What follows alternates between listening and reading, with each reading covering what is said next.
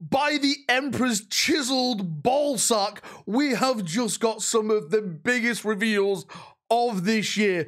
40k was absolutely mind-blowing. Some cool stuff for the old world. Black Library felt a little bit flat for me. Horus Heresy, it's either good or bad, however you look at it. But the 40k stuff was mind-blowing. Krieg in plastic, and they shown off all the Eldar stuff as well. So let's jump in, let's get talking about it, let's show it all off because this is amazing. So let's start, of course, with the Krieg, which I'll put the trailer in the background as I talk about this. This was mind-blowing right from the start. This was the first thing they showed off. It confirmed some of the rumors that I've been hearing about the new Krieg box set, which is going to be a limited edition box. You get the limited edition codex in there. You get some of the Death Riders. You get the brand new Krieg character, the artillery piece, and some of the sappers in there as well. Every last one of these models is absolutely mind-blowing. Like, I was expecting the Krieg to be a cool refresh, but I did not expect it to go this hard. Like, some of the designs, the characters that they've got, every single model I felt was a single character within itself. I kind of want to do a Krieg army now. I think I am going to do a Krieg army at this point, and I'm not really that big of a fan of the Krieg, but the Death Riders, the artillery pieces, the multiple options for the artillery pieces as well, rockets, the big massive cannon, the thud gun, just everything like that, the command squad, it all just looked absolutely perfect. Whoever designed and sculpted this Krieg stuff, give yourself a pat on the back because this is 10 out of 10. I think that this is probably going to be one of the best selling armies that 40k is going, it has produced, it is going to produce in a long, long time. There's so many Krieg fans out there, there's so many Imperial Guard fans out there, and I think this just ticks the boxes for all those people. Me, like I said, like a Space Marine fan, I'm looking at it now because it's absolutely perfect. Again, what a absolute top tier range refresh. This is the kind of stuff I love to see. Coming off the back of the Blood Angel stuff, which I was a bit 50-50 on, these models, every last one of them, knocked it out of the park. Loved every second of this reveal. And pushing on to the next big thing, which came right at the end, but I'm going to talk about it right now, is the Eldar stuff. I expected this to be a full-on Krieg rock and roll show, but they didn't just shoehorn the Eldar in, they give it a full-on reveal. We got absolutely everything. The trailer's playing in the background right now, but we actually got to see all the rumor stuff that I've been talking about over the past couple of weeks. New Azaman, the new Fugon, the new Bararov Swooping Hawks, the Phoenix Lords, the Fire Dragons.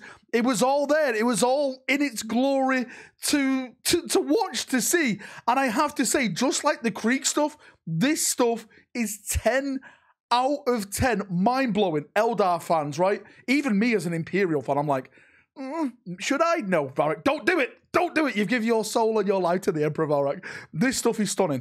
I'm so happy for the Xenos players. I'm so happy for the Eldar players. I'm sure this is the kind of stuff they wanted to see, and I think they've been rewarded for their patience. Like, some of these stuff was over 20 years old.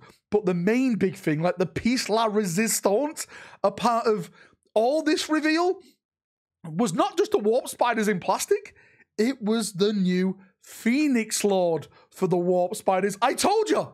Vindication Rack is back. Don't tell Reddit, they'll start crying, okay? They don't like it when Valrak's right.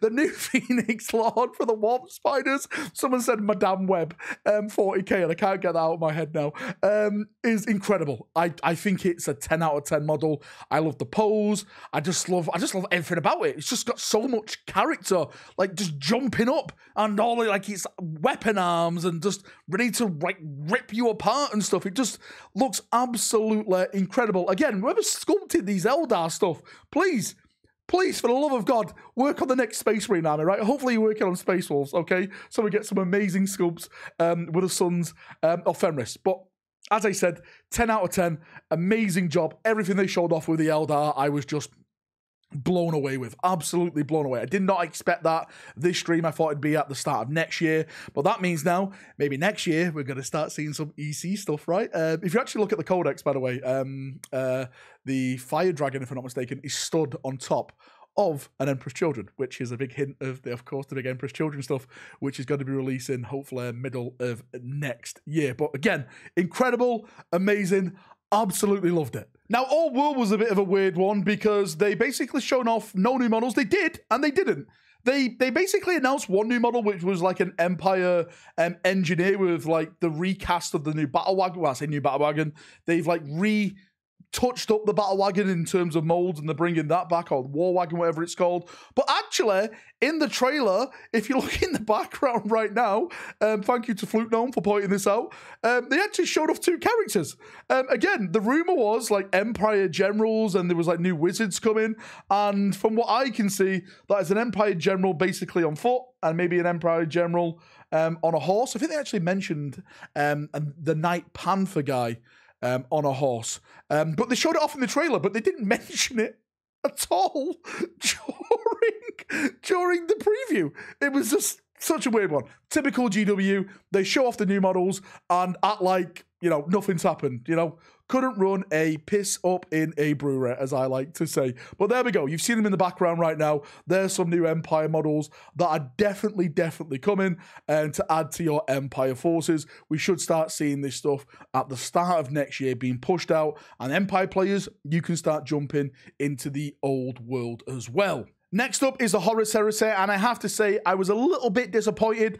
I love the Malkador tanks. I'm not saying they were bad at all. I love to see the compensated Dreadnought, or the Dorito Dreadnought, I like to call it. Again, I put the trailer in the background right now so you can see it all with me. But I'm still a little bit let down with the lack of Marine stuff. I feel like they need to add more characters, praetors, you know, some of the big heavy hitters from the Horus Heresy. I'm hearing rumors about Cambidias, Dantiok and stuff. Like, why are these not being teased? Why are these not getting the hype up? I really thought that this show would get a lot of hype generated for the Horus Heresy, and I'm kind of seeing the opposite from that. All my Horus Heresy friends are saying they're kind of let down by this. Like, these stuff that they've shown off could have been Horus Heresy Thursdays, which they've failed to do for the last couple of Thursdays. It could have been these models they showed off there. It's like they want more. They want to be inspired. They want something big. They want something amazing, and this just wasn't it. Again, that's their opinion. That's kind of my opinion as well. I would love to know what you think. Was it a good Horus Heresy preview for you, or was it a bad Horus Heresy preview for you? And finally was the Black Library stuff, and I have to say, this was the biggest mind numb of it all. Because over on the Warhammer community website, I'm going to put in the background right now, the biggest book, which they didn't, well, they did for a split second, but they didn't even talk about it. The Silent King. Oh my holy emperor. This is the last book in the Dawn of Fire series. This is it. This is what it's all been building to. And you can see the front cover. The Silent King is on there. Call's on there. Gilliman's on there. Are we about to get a free way off of the Imperium taking on the Silent King, the Royal Rumble, the big one, the Primarch, Gilliman actually coming face to face with the Silent King for the first time? My head's hurting. I've got a headache at how much theory, how much I want to talk about this. This is going to be its own separate video coming next week because there's so many lore implications to this. There's just not the Silent King and Gilliman and there, you got Vashtor there, the lion. This could be the book where the lion returns again. We've just been talking about the lion, where has he been? This could be it. There's so many things here. It's just mind-boggling. They didn't talk about this more. They said there's going to be a Black Library celebration, I think, in February, and that's where they're going to be like do a full week's worth of reveals. So it looks like this book is probably going to be coming around February, March, somewhere around that. And absolutely, I can't wait for this now.